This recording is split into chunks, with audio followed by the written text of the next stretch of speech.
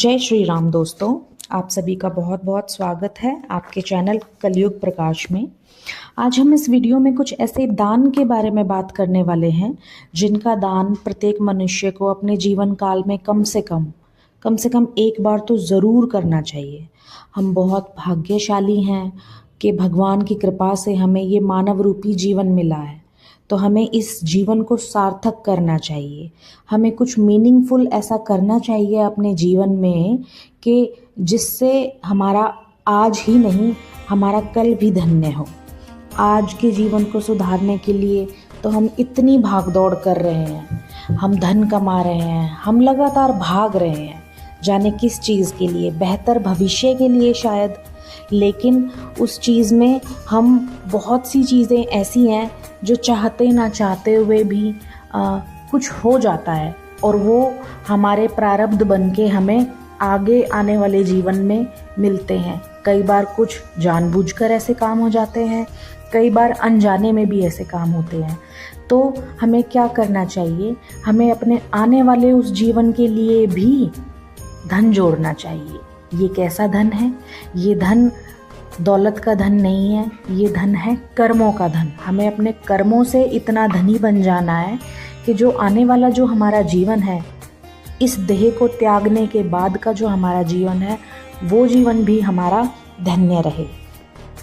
वैसे तो सनातन धर्म में बहुत से महापुराण और कथाएं ऐसी हैं जहाँ पर दान करने की महिमा बताई गई है। जैसे शिव महापुराण में बताया गया है, नाथ पुराण में बताया गया है, महाभारत में भी बताया गया है। हाँ, ऐसा हो सकता है कि सब जगह संख्या अलग अलग होती है। कहीं 48 बताया गया है, कहीं 24 दान बताया गया है। तो आज हम कुल मिला के 10 दान के बारे में बात करने वाले हैं। हमें मंदिर में आसन का दान करना चाहिए। जी हाँ, बहुत छोटी सी चीज़ है आसन, और उस आसन का दान यदि हम मंदिर में करते हैं तो उस आसन पे जो भी बैठकर पूजा करता है, वहाँ मंदिर में जो भी पूजा करने आता है और मान लीजिए आपके दिए हुए आसन का इस्तेमाल करता है, उस पे बैठ के पूजा करता है, तो उस पूजा करने वाले ने जो भी पुण्य मिलता है उसका कुछ आंशिक रूप से पुण्य आपके खाते में भी जुड़ता है। तो इसमें यहाँ पे मैं एक चीज़ और ख़ास तौर से बताना चाहूँगी। आप कोशिश करें कि जो आसन दान दें उसमें आप अपना नाम नहीं लिखवाएं, क्योंकि दान के बारे में तो ऐसा कहा जाता है कि दान इस तरह से करना चाहिए कि यदि आपके एक हाथ से दान दिया गया है तो आपके दूसरे हाथ को भी नहीं पता होना चाहिए। लेकिन फिर भी पता नहीं, ऐसा देखा जाता है कि लोग बाग बड़े बड़े अक्षरों में अपने नाम छोटी छोटी चीज़ों पर भी लिखवा देते हैं कि जैसे तो पता नहीं भगवान उनके इसी चीज़ों के लिए इंतज़ार किए बैठे हैं।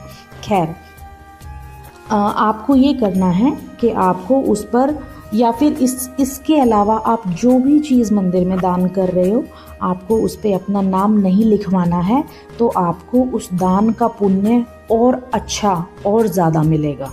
ध्यान रखिएगा। मंदिर में छत्र का दान किया हुआ बहुत अच्छा माना जाता है। छत्र दान करने से आपके धन में वृद्धि होती है, आपके भाग्य में भी वृद्धि होती है, आपका नाम चारों तरफ गूंजता है। मंदिर में घंटी का दान करना चाहिए, क्योंकि जब घंटी जो भी आते हैं और वो घंटी बजाते हैं तो उससे नकारात्मकता दूर होती है। आपके जीवन की भी नकारात्मकता उसके साथ दूर होती चली जाती है। आपको मंदिर में माचिस का दान करना चाहिए। आपका जहाँ भी मन हो, आपके आसपास जो भी मंदिर हो, आप उसमें माचिस का दान कर सकते हैं। ये दान करने से आपके आत्मविश्वास बढ़ता है, आपकी शक्ति बढ़ती है। कि यदि आप माचिस को गुप्त रूप से मंगलवार के दिन हनुमान जी के मंदिर में रख के आते हैं तो आपका जो कर्ज है वो कर्ज धीरे धीरे ख़त्म होता चला जाता है। जैसे जैसे वो माचिस ख़त्म होती जाएगी वैसे वैसे आपका जो कर्ज है वो ख़त्म होता चला जाएगा। एक मान्यता के अनुसार ऐसा भी माना जाता है कि यदि माचिस को शिव मंदिर में अगर रखा जाएगा तो जो आपके बुरे कर्म हैं वो कर्म भी आपके कटते चले जाएंगे। माचिस बहुत छोटी सी चीज़ होती है। बहुत बार ऐसा होता है कि लोग पूजा करने आते हैं और माचिस याद नहीं रहता, तो जैसे ही वो माचिस वहाँ पे आपकी रखी हुई माचिस जब वो इस्तेमाल होती है पूजा करने में, तो ये आपके बुरे कर्मों का काटना वहीं से शुरुआत कर देती है।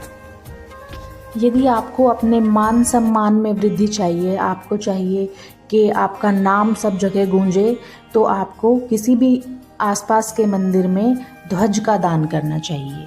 ध्वज का दान बहुत अच्छा माना गया है। इसके आप किसी भी मंदिर में जल के कलश का भी दान कर सकते हैं।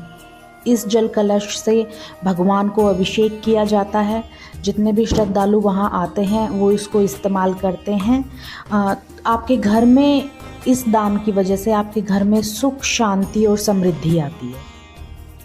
नेक्स्ट होगा दीपदान। यदि आप किसी मंदिर में दीपदान करते हैं तो आपके जितने भी ग्रह जो डिसबैलेंस होते हैं या अशांत होते हैं, आपके सभी ग्रहों को शांति मिलती है और आपके वंश की वृद्धि होती है। आप मंदिर में तुलसी का दान कर सकते हैं। तुलसी का दान कैसे? जैसे हमने अपने घरों में तुलसियाँ लगाई हैं तो उनके जो बीज हैं वो गिर के छोटी छोटी आसपास छोटी छोटी जो तुलसी हैं वो हो जाती हैं। तो हम क्या कर सकते हैं कि हम उनको उठा के और मंदिर में ले जाके दान में कर सकते हैं।